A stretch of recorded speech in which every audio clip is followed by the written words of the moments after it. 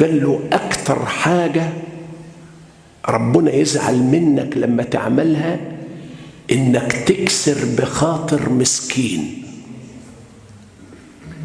قال له أكتر من الصلاة؟ قال له قال دليلك إيه؟ قال له اقرأ أرأيت الذي يكذب بالدين فذلك الذي يترك الصلاة؟ قال لا، فذلك الذي يدع اليتيم.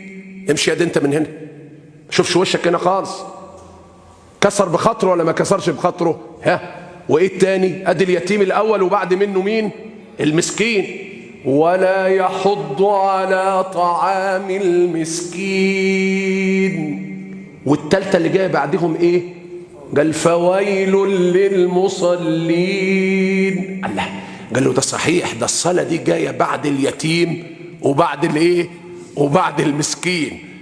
قال له يعني ايه معناه؟ قال له يعني اعظم عبادة ربنا بيحبها هي جبر الخاطر. اعظم عبادة ربنا بيحبها ايه؟ جبر الخاطر.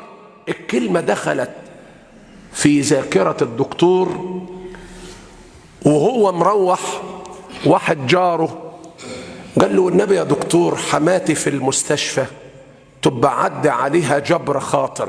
الله، فالكلمة دي جت مع الكلمة ديت فالمعلومة لزجت بقى قوي. قال ايه حكاية جبر الخاطر؟ جبر الخاطر قال فكان يوم اجازة بالنسبة لي وانا بأشتري الخضار بقى للمدام ومش عارف ايه، وبعدين وانا ماشي بالسيارة كده لقيت نفسي قدام المستشفى، تذكرت كلمة جاري فقلت اركن السيارة وانزل ازور حماته ايه؟ جبر خاطر.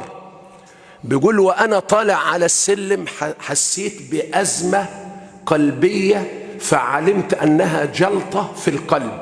مين اللي بيقول؟ الدكتور. بيقول فدخلت بسرعة قلت للدكتور اللي موجود اديني حقن كذا وحقن كذا، فقال له الدكتور والله يا دكتور لو اتأخرت عنينا 5 دقائق بالضبط كانت جلطة القلب ديت أنهت عليك تماما، لكن الحمد لله انت جيت في الوقت المناسب فذابت الجلطة. قال لا والله لقد جئت أجبر بخاطري مريضة فجبر الله بخاطري. جيت أجبر بخاطر واحدة مريضة، ربنا جابه هنا عشان يجبر بخاطره. اتعلموا جبر الخواطر مع الناس. الكلمة الطيبة فيها جبر خاطر، ابتسامتك في وجه الناس جبر خاطر، تمد ايدك وتسلم على الناس جبر خاطر، تواسيهم وتفرحهم وتهنيهم جبر خاطر، تزورهم وتدخل السعادة على قلوبهم جبر خاطر. اتعلموا جبر الخواطر. جبر الله بخاطركم. ولا تنسوا أبدا من سار بين الناس بجبر الخواطر أدركه الله في جوف المخاطر. اللهم إنا نسألك العفو والعافية والمعافاة الدائمة في الدين والدنيا والآخرة. اللهم اجبر بخاطرنا في الدنيا واجبر بخاطرنا في الآخرة، واجبر بخاطرنا عند سكرات الموت، واجبر بخاطرنا عند سؤال الملكين، واجبر بخاطرنا عند الصراط، واجبر بخاطرنا عند تطاير الكتب، واجبر بخاطرنا عند الميزان،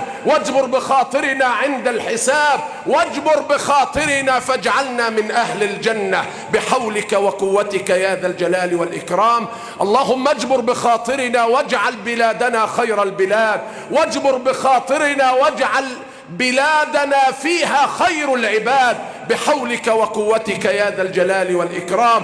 اللهم وفق ولاة أمورنا إلى ما فيه خير البلاد وإسعاد العباد، واجعل مصرنا سخاء رخاء أمنا أمانا سلما سلاما وسائر بلاد المسلمين. عباد الله، إن الله يأمر بالعدل والإحسان وإيتاء ذي القربى وينهى عن الفحشاء والمنكر والبغي يعظكم لعلكم تذكرون. اذكروا الله العظيم يذكركم واستغفروه يغفر لكم.